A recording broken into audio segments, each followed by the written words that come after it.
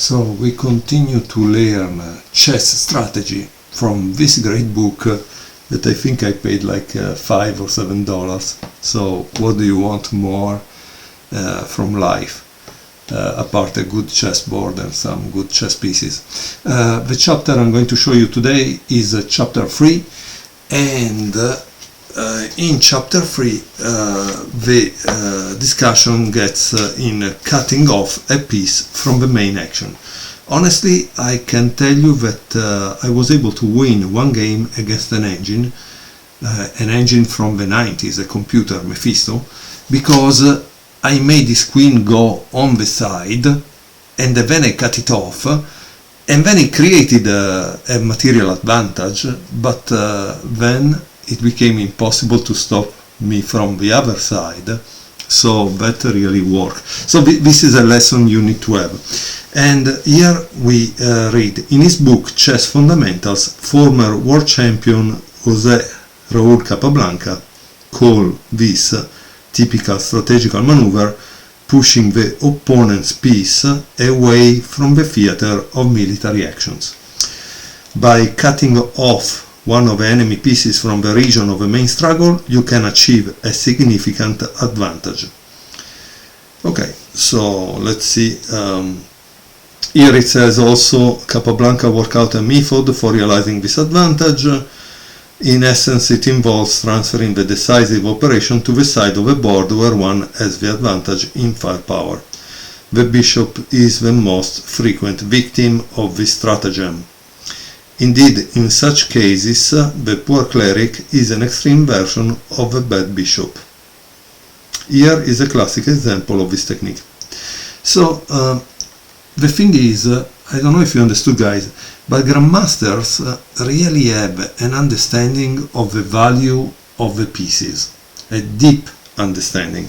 And these games that I'm showing you are examples that we must remember in our preparation, in our formation as a chess player. So, Winter was white, Capablanca was black. This was played in Hastings in 1919. e4, e5, knight f3, knight c6, knight c3, knight f6. And here you would say, wow, this is the drawish for knights, right? Well, I guess in the end of Capablanca is not so drawish. Bishop b5, bishop b4, castle, castle, bishop takes c6, d takes c6, d3, and bishop d6. And then there is bishop g5. And here there is a diagram. With his next move, black begins to realize his plan, which is to push back the white bishop. So, if you were black, how do you push back the white bishop? With h6, bishop h4, and now there is an interesting move by Capablanca, which I think you should pause the video and try to find out. Again, I'm not showing you flashy tactics or stuff like this, because the reality is that in a tournament game, this is what you will find yourself in, and most of the time will not be a flashy tactic that will solve the situation. You will have to build a good position. From that position, then yes, the tactics will flow and come out. But up to the moment you don't have a good position, you will not be able to do that. So, what is the need of the position now? This is still the opening. If you notice, not of the two sides has finished the development, but in the opening there is a thing called the fight for the center. And here is what Capablanca is going to do now. He's playing c5. And you say, wow, now the black bishop is bad, right? Is a tall pawn, like you call it in another video. Yes, but the point here is to prevent this push that would free white. So that's why, because then white would have a better pawn structure. Okay, so what did white do at this point? All happy, he went for knight d5, which is probably not a good move. The better move was this. And you say, why? Again, you need to fight for the center, you need to understand the need of a position, right? So knight d2, he was the better move of the two. Why knight d5 is not good? I show you right away, because Capablanca obviously was waiting white to do that, so he bait him a little. Because of this, g5. And notice that here there is, however, a kind of little trap. What happens if white plays this? Because that's a possibility, right? You must be careful here. Try to pause the video and see what would you play next, because it's a kind of important. What would you play next here? Here you are not going to play h take g5, because otherwise you lose. Here the right move is this. Okay? And so now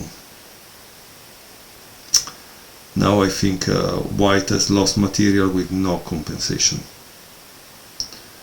Okay, so let me go back. This was the position, right?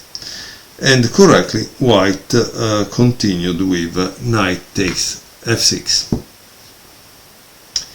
queen takes f6, bishop g3, and now finally come out with bishop g4. So here, as you can see, both sides have practically nearly finished the development. Now, and I think this is why this example is very important, because you will discover the pawn structure that results from here. Okay, white continue with this, takes, and guess what?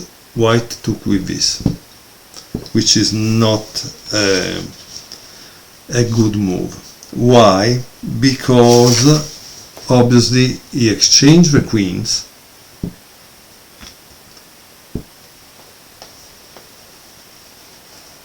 and oops,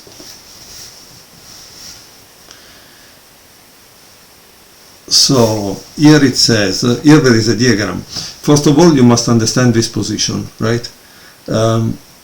This is a kind of, okay, double pawn, kind of isolated. This is definitely isolated pawn, but watch the position, okay? Even a quick look at this position confirms that white is playing virtually a piece down. Freeing his bishop will cost white at least a pawn and several tempi. Black now turns his full attention to the queen side, because this is blocked, right? And so he cannot go anywhere. And so you attack on this side. Where he planned to use his extra piece. So he planned to use this for the queen side. While there can be a little doubt as to the eventual success of this simple but effective plan, Capablanca instructive technique does make it look deceptively easy. So how did he continue from here? King g2, e5, e4, king f7, rook h1 is trying to open that side, king e6, h4. Obviously here you don't do nothing because you don't want your opponent to gain time, right?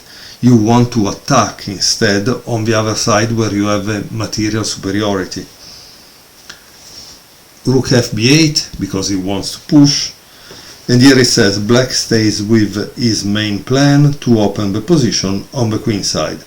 He does not compete with white for ownership of a h-file, since this can lead only to the exchange of rooks, which might help white to build a fortress. So h take g5, h take g5, and b3. c6. As you can see, he gets rid even of the double pawns and create a pawn majority. Rook a2, b5, rook h, a1. And here we have a diagram. White does his best to restrain black's queenside initiative, but with his brilliant next move, black makes a breakthrough. So notice how he's right. This is not doing nothing, right? So how does white get out from here? He can't, so he's playing without this bishop in reality. So that's terrible, right? So what do you think is black next brilliant move? What would you play if you were black? Try to pause the video and see it for yourself, because that's very important. c4. This is the brilliant move by black. A takes b5, c takes b3, c takes b3, and rook takes b5. Rook a4, rook takes b3, and of course now this is hanging. He plays d4, but at this point black goes back with rook b5.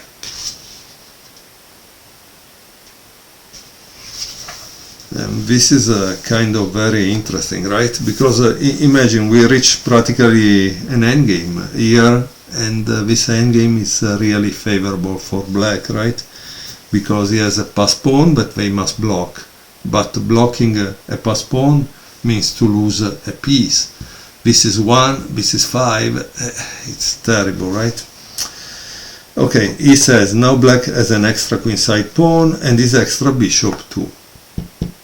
So he can defend the thing and pass again on the other side eventually. I don't know. Let's see what he did. Let's see what he did. Okay, so rook b5. Rook c4 attacking this.